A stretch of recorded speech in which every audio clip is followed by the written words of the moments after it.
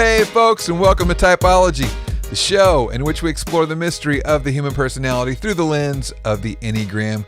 My name is Anthony Skinner, the producer of the show. We're certainly happy to have you here today. We have part 2 today of our 2-part series with the hilarious comedy duo, I would say the Enneagram savvy comedy duo, Leeann and Michelle. And we're going to pick up midstream as Leeann and Michelle are talking with our host, Cron, about collaborating on a workshop idea. So let's join them now with part 2 of our 2-part series with Leeann and Michelle. Now here's your host, Cron.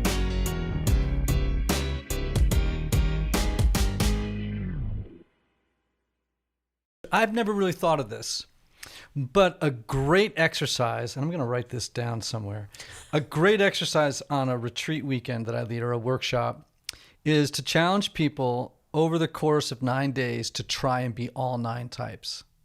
Like, in other words, okay, today I'm going to try to live in the shoes of a 2 or a 7 and just see how it goes. You know what I mean? Like the other 8 types. And you actually have had the experience of having to research and get into other people's shoes in a way that other people just observe other types. But to say, today, I'm actually going to try to be that type and experience the world the way that they do, that would be really powerful. Michelle and I will come to your retreat and we'll do a little improv seminar, and everyone can do open scene work. Yes. As the different types. Yes, we actually, we It'd be want fun. to do an improv live show where we are in a scene together improvising, and then a director tells us, okay, go to 7. And then we automatically have to switch our character to the next Enneagram number and go back. Love that. We're workshopping it, like how long it would be. No. I want to be the director. Yes! Yes. Put me on a plane. I'm coming. Okay. I don't have a SAG card, but I want. That's okay. Okay. I just want to be the director. I won't be interruptive. I'll just call out. You just tell me what to do. Perfect. Done. I'm totally in. Awesome. I want to be the Done. director. Let's work on it. I appreciate what you both said about how the Enneagram has affected your life in very, very practical ways, I just finished a course last week. It's called True You, a deeper exploration of your Enneagram type. And what I've done that's made it different, like there's a lot of great courses out there and they cover all 9 types, right? But you have to do them in brief because otherwise the course would be 1,000,000 hours, right? So what I did is I decided I was going to break up sort of 9 90-minute course modules, if you will, so that people could say, like you, Leeann, could say, okay, I'm just buying the 4 one. Because I want to do 90 minutes on my instincts, subtypes, passions, virtue. I love the other numbers, but I've already studied them. I want to go into a deep dive on mine. Or I want to get the 4 and the 8 because I want to know more, about Michelle, and that would be helpful. You know what I'm saying? Like, so you don't have to do all 9 numbers, right?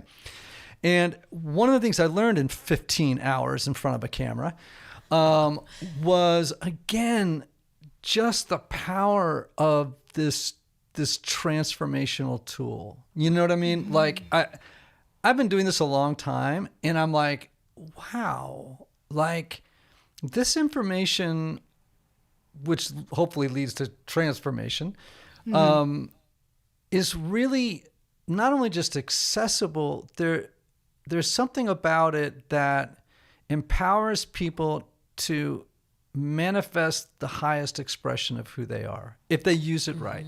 Yes. Amen. And to draw it out in other people. To draw out the highest expression of others. I was going to say to you too, Leeann, when you were talking about getting up here in your head as a 4, right? Yeah. And by the way, this is for 8s, 9s, 1s, right? Whatever. The same person who I was talking about earlier that I had lunch with yesterday and gives me the most wonderful advice, because I start making movies in my head. This is what in Enneagram language we call for 4s is called introjection. So 6s, their defense mechanism is projection. And so for us, it's introjection, which is actually taking on all the negative feelings and thoughts and responsibility for what we perceive is a situation that we've just walked into, or, you know, whatever it is. Yep. And he always says to me, you need to give up the old idea that you know what just happened. Wow. Oh my gosh. Isn't that a great line? Yes. Because- In acting, we call that the moment before, like what happened right before the scene started. And if you don't know that, it's so hard to inform the first couple of seconds of the play or of the film. Yes, that's so good. I love that. But in real life, people say things, do things that we, in a nanosecond, and it's just evolution, really, we just interpret, like we just interpret immediately through our lens what that meant, right? When, you know what, the guy was riding my tail on the highway, not because he's a bully, it's because his wife's having a baby. Like, I have no idea. And it's allowed me to practice another principle, which is great for all numbers, which is don't take anything personally. And that's just like for eights, like eights, man. That's easy. It's like you think you're being screwed when you're not being screwed. You know what I mean? Like, and you just decide, okay, I just got to go on offense here. You just actually had a reaction when I said don't take anything personally. What was going on there, Michelle? Well, actually, I think it's hard for me. I'm sorry, stumbling over my words. I am rarely offended. I actually don't take things personally very often, and maybe that's because I spent so many years as a television journalist, so I got used to negative feedback, and then now on the internet, all the comments and stuff. Maybe it's just that I've taught myself to not take things personally, but for me, it's more the defense or the offense comes from seeing an injustice. If it's perceived, if it's coming my way or to someone else, that's when the mama bear comes out. But as far as personally, I bring it on, say whatever you want. I'm just, it's not going to affect me. You know what? Can I just tell you something? I'm, older than you guys, and I was saying this to someone the other day. I still have a pretty thin skin. Just to be honest, if someone said to me, do you know that picture of Lee Harvey Oswald when he's, this is terrible, when he's being shot, you know what I mean? By, and he's like, ugh, and he's like the cop, the guy, you see the gun and stuff. I'm like, you have no idea. Like when people really go at me, that's what it feels like. You know what I mean? Being shot in the guts. Shame is really always right on the surface. It's like you just have to prick it, and it's like, propulsive bleeding, from wherever you happen to, of shame, And I've learned to kind of go, oh, there goes that storyline. I got to drop the plot, man. And I can get out of it fairly quickly. But my reflex is shame. You know what I mean? I wish I had more of that 8 energy where it's like, like, great, right. Whatever you think, that's not a big deal. Leeann, do you have that same response? Are you pretty thin-skinned? Yes, 100%. 100% cool, Uncle Ian. But let me tell you something. I have a really helpful question that I think you might love. And I am not daring to suggest that I have anything to teach you. But I have started asking myself, because it's exactly what you said. Shame it's just always there. And all I have to do is just boop. And it's like heavy on my shoulders, right? So the question I start asking it, first I almost like to personify it like, oh, there you are. Like, you're not me. You're your own kind of thing. And then like, stop it for a second, stop it in its tracks. I'm reading a book called Finding Quiet. And one of the questions that it tells you to ask is, what would be a more helpful emotion instead? And it starts to reroute those old grooves in your brain that want to take you to like shame station. And instead I'll be like, oh, wow, look at what God carried you through there. Look at who God taught you to be through those mistakes. Look at the wife God taught you to become and the friend you're learning to become. And then all of a sudden I have grace and compassion, because as fours, we don't talk to ourselves the way we talk to our friends, right? We talk to ourselves like we're the chief of the chief of the chief of sinners, and everyone else is like, oh, you're learning, you're stumbling along. It's okay. There's forgiveness. There's grace. Right. So asking myself, what's a better, more helpful emotion, and then trying to lead myself to that has actually been a very helpful tool recently, like last couple of weeks recently. Yeah, I think that's so beautifully said. And thank you for teaching that to me. You're welcome. Wow. Aunt Leeann, thank you so much for teaching me Aunt that. Leeann. Michelle, She's gonna be anger. bragging about this for weeks, let me tell you. Michelle, anger. Anger management. Yes. What does that look that's a like? thing. We've just told you about shame management. What's anger management look like for you? Yeah. Like when it comes, what do you do with it? Well, I yell. What's interesting about anger? So when I was in high school, my dad and mom, I'm an only child, noticed I had an anger situation brewing. Okay. It was just, we didn't know the Enneagram back then, but Right. that I had a short fuse, as we'd say, or short temper. And my dad also has a short temper. So he actually, once a week during high school, would take me out to breakfast before school, and we did a Bible study on the issue of anger. And I learned that anger is a natural emotion and is fine to feel angry. It's okay to feel angry. It's what you do with your anger, right? That causes problems. So that's been ingrained in me from an early age, at a very pivotal time, I think, when I was deciding who I was going to be and how I was going to act around other people.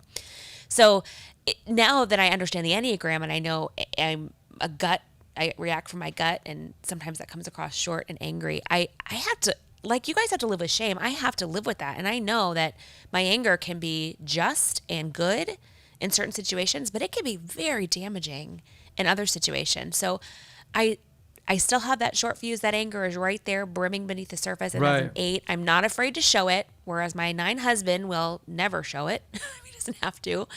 And so I just have to learn that, is this a moment that's worth bringing that out, or can I just let it go for now? And sometimes that means walking out of the room. Sometimes it means literally biting my lips. And so it's just a conscious thing as I get healthier and learn more about myself and get to practice this every day. It's just a matter of kind of swallowing it. But I think I've gotten better over the years. Oh my gosh. I was just thinking as you were talking, an area where I see this loudly in you is your mothering. You have become so much more gentle with your kids, and I see it every Oh my time. gosh, you're gonna make me cry. I know. I'm going to make me cry too, but I really do see it. That's one area it shows up. That's, sorry, we're going to get kind of Please. mushy here for a second. You're right. And I do, when my kids were younger, I remember thinking it's okay if I get angry because they're young and they're not going to remember. I remember thinking if I go in the other room and I scream and they hear me, well, they're 2. They're not going to remember when they're 2. But as they get older, I'm thinking, this is going to have more of an impact. And I do have a short fuse and kind of short patience when it comes to them. And I have to be more conscious. But also my friendship with Leeann and how she is with her kids, she is so willing to just drop whatever she's doing if they interrupt and bend down to their level and see what it is that they want to show her or want to see. And I'm just like, get out. I told you I'm doing something. Get out of the room. But, she meets her kids where they're at, and she's so gentle and kind with them, and seeing that so often, because we spend a lot of time together and our kids are all best friends. So we spend a lot of time with all of our kids in the same space. It's really taught me to calm down and kind of tap into that patience that I have needed. So that's been a huge thing that I've learned as well. Thank you. That meant a lot to hear that. Well, because your virtue is innocence, right? And so the transformational journey for 8s, right, is from lust to innocence. And I like the idea that of describing innocence as open-heartedness without cynicism. So it's almost like, because, 8s kind of have this natural suspicion that everybody's probably hiding some ulterior motive. You know what I mean? Of course. And yes. You got to be on guard because they're going to screw you, and there's this, in a way, like 8 children, I think, lose, for whatever reason, hardwiring or hardwiring plus trauma, little t, which can be complex trauma, which is multiple experiences that add up over time. That the world is not a safe place, that,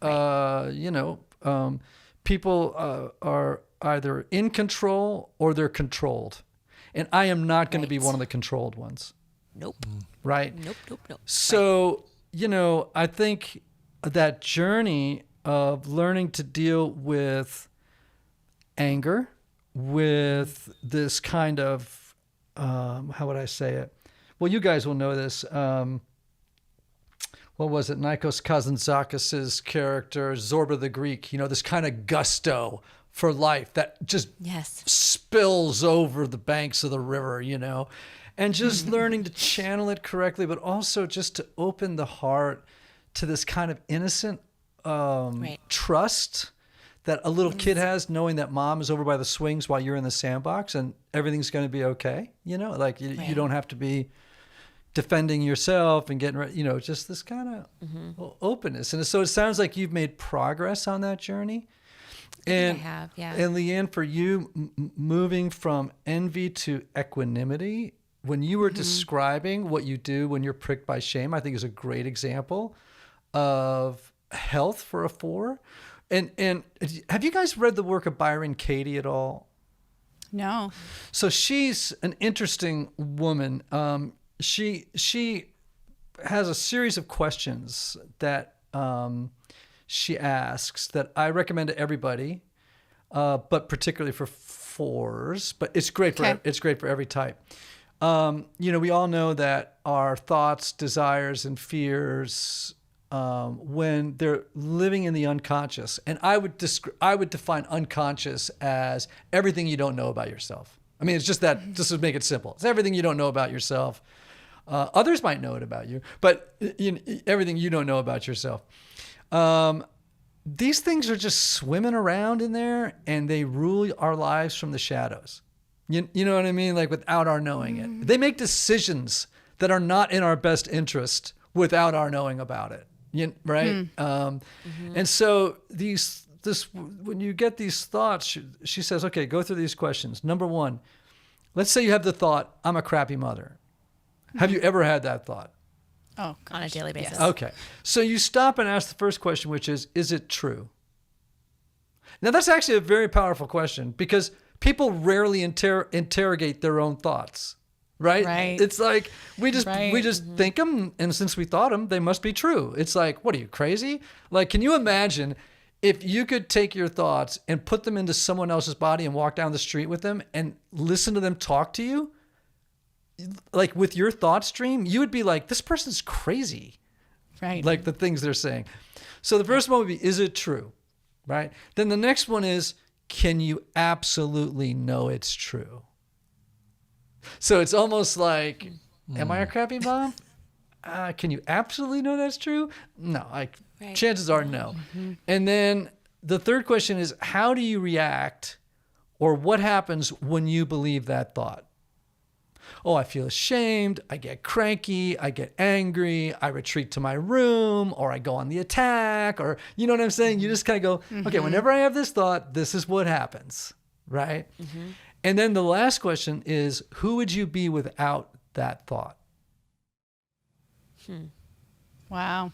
Aren't those great? It's a good example too, disarming. especially for moms, because any mom listening, we know that's a daily conversation. Yeah, absolutely. Did I make a wrong choice? Did I do that wrong? And Oh, yeah. I'm the worst mom in the world, and all those thoughts. Yeah.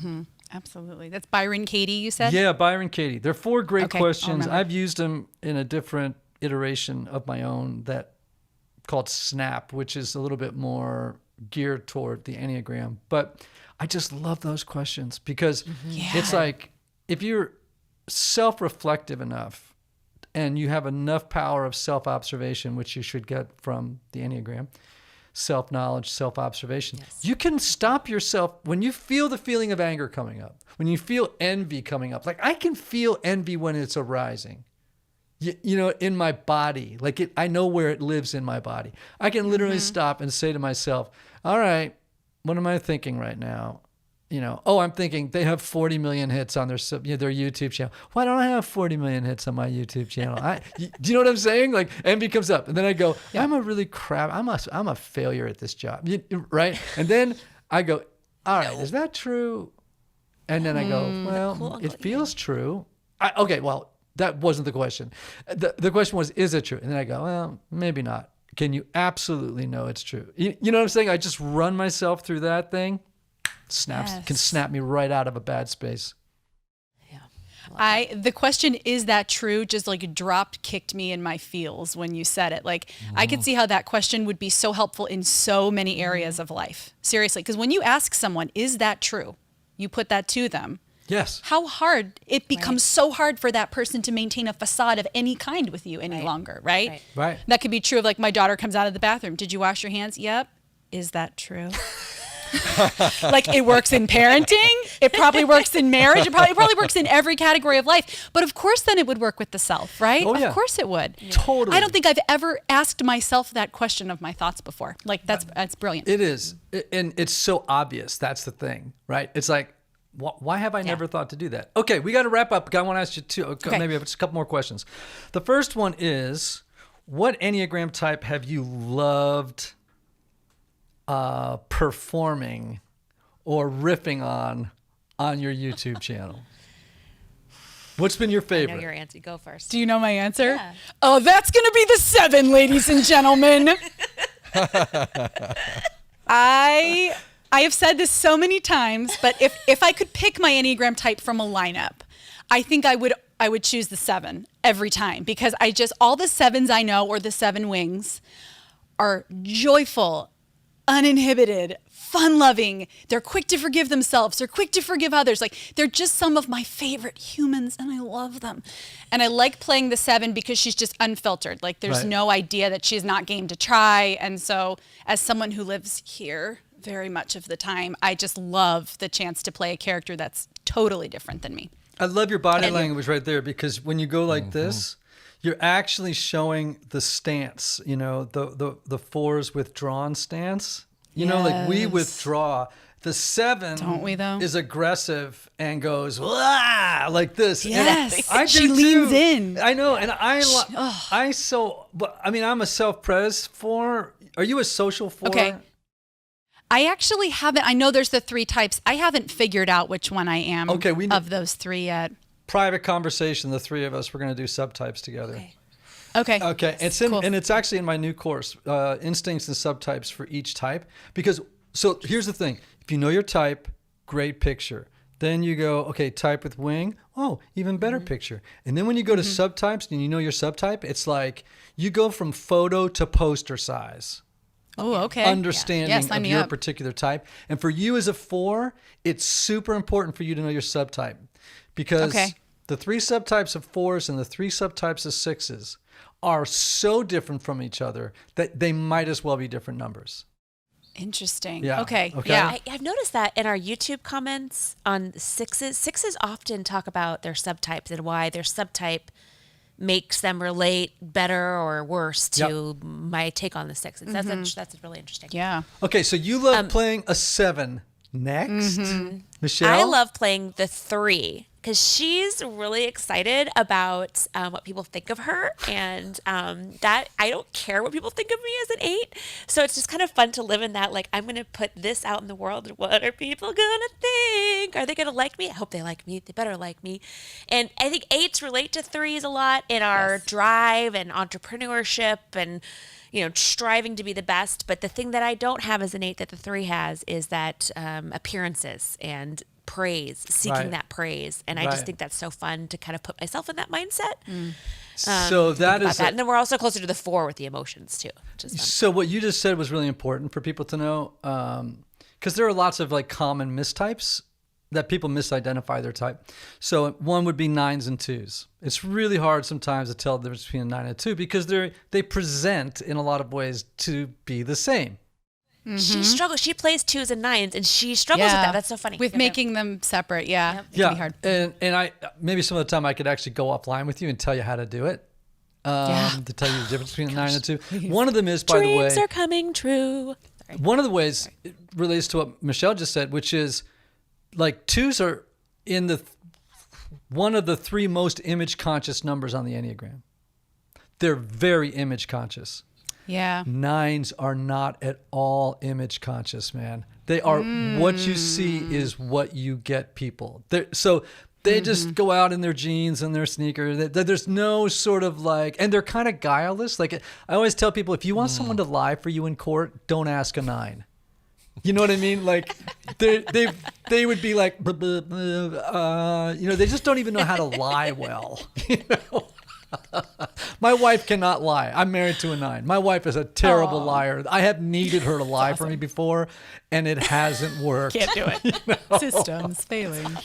So, next question, and then we got to scoot. But my next question for you is, what number has been like?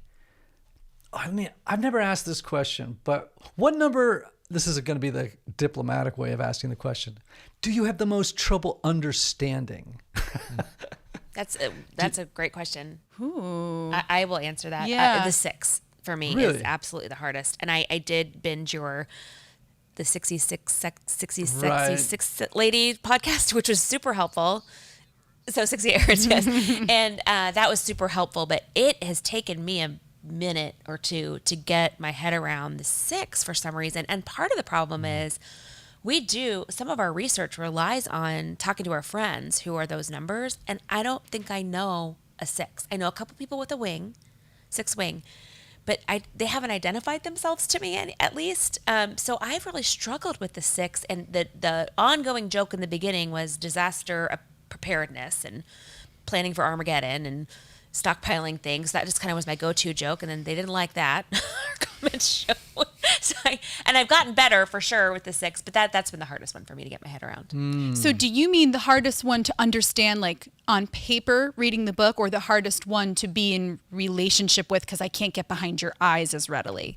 Like I understand I about actually you, don't but... care. Like it could just be Okay. Yeah, either or. Like what number that you've had to perform has been the hardest? You know, you mentioned 9 and 2.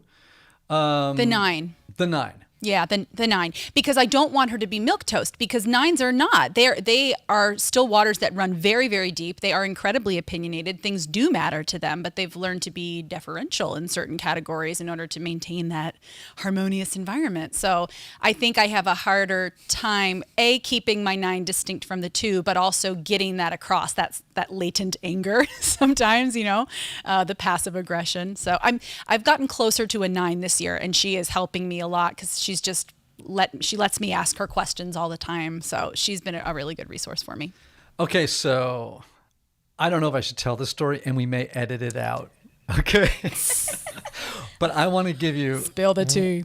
This is a client I had years and years and years ago who was a 9. I mean, the 9est 9 I have ever met in my life, okay? Mm-hmm.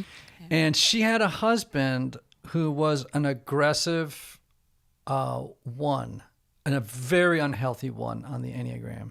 Maybe pathologically unhealthy. It's one of the very few clients, one of 3 clients I've had in my life who, when she said, "Do you think I should get divorced?" I said, "I can't tell you whether or not you should get divorced, but if I were you, I would get divorced." This is going to end poorly for so many people unless you get divorced. Like, it's just going to be terrible, But yeah. I said to her one time, I said, well, he treats you so badly. I mean, like, just the things he says to you are so cutting. And as a 9, I mean, she would just take it. You know what I mean? Like, she would not defend herself. And I said, well, how do you deal with the anger? And she got really quiet for a second. And she said, every morning after he goes to work, I take his toothbrush and I clean the rim of the toilet with it. No way. I love her. Passive aggressive. You talk about Pat. There it is, friend. Ladies and gentlemen, passive aggressive. There it was. Brilliant. That will definitely make it into one of our videos. I was going to say, see if you can work that in. For sure. Please. Okay, we could do this forever. I was very serious when I said a couple of things. Number 1, I want to be the judge. I won't be offended if I'm not the judge, but I will be envious of whoever it is who becomes the judge. Number 2, You're the judge. I would be happy offline to talk with you about subtypes because for both of you, if you knew about what subtypes were and how they functioned, it would really change the way you approached. It would make the different types that you portray more 3-dimensional. Yeah. Awesome. You know what I mean? It would go. We're in. It would move away. Not that you stereotype, but people typically, it's hard not to stereotype, and you could move more toward typing than stereotype. Okay. Because it just fleshes That's out good. some things in a really cool way, right? You have a new podcast coming out. I want everyone to know about it. It launches this fall. Tell us about it. Oh, okay. I can't believe you're mentioning this. Okay, so we haven't even announced this yet, but we are launching a podcast. It's called Leeann and Michelle Think They're Funny. And all of our episodes are just going to be really short, under 30 minutes. Our mission in life and through what we do is to bring joy to people and make them laugh. So our podcast is simply going to be silly and fun and a little break from reality. And we're going to be talking about things that we think we know about. That's right. We just want to be like a little dopamine hit while you're on the treadmill, like nothing more, nothing less. You know? Oh, I love that. I love that. Yeah. Okay, that launches Yep. this fall, right? Yes. Yep. Okay, tell people about your YouTube channel, where they hear about you, your website, blah, blah, blah, blah, blah, so they know everything you're doing. Everything. Okay. Well, Leeann and Michelle that's everywhere. And Leeann is Leeann and Michelle. And you can find us on YouTube, where we drop Enneagram videos about once a week. And then Instagram, Facebook, leeannandmichelle.com. And soon wherever you listen to podcasts. And then a shout out to your Wow. studio again. Yes. The Yeah, acting please, studio. Thank you so much. At Deering Studio. This is where we cut our teeth as improvisers. Like really, Matt, my husband, in addition to the fact that he's just dreamy, he's also an amazing and gifted acting coach. And there are virtual acting classes. So if you're listening across the country and you are curious about improv or getting started as an actor, at Deering Studio on Instagram, Facebook, YouTube, all the places. Andy And has my a heck last- of an Irish accent. Yeah, and an Irish accent. And Irish accents. Yes. Because no matter what an Irish person says, they make you love them. Now, the other thing I was just going buy to what say. they're selling. That's right. I would also like to say in closing that I officially want to be on one of your YouTube videos, not for no other reason except it would make me special and unique. So Yes, it would. guys, thank you Done. so much for being on the show. What I mean, this was just a blast. I knew it was going to be a blast, but I didn't know it was going to be this blasty. Oh, Thank you for having us. We really loved being here. we are still starstruck and can't believe this happened. Well, so I am thank you so starstruck much. too, and I admire both of you, and I mean that not in a corny, fake, podcasty way. What you're doing is beautiful. I love the idea that you have this simple but very deep, which is like how usually things work out, goal of just wanting to bring joy to the world. That's a pretty great goal, you know. So peace out. We love you. Thanks. Will you come on again? Love you too. Oh, anytime, Uncle Ian. We're just going to wait right here in this Zoom waiting room until you come back. We're not leaving. Well, order I think out. I'm Might be a week. All right, we'll talk to you Thank soon. you so much. All right. Okay, Bye, guys.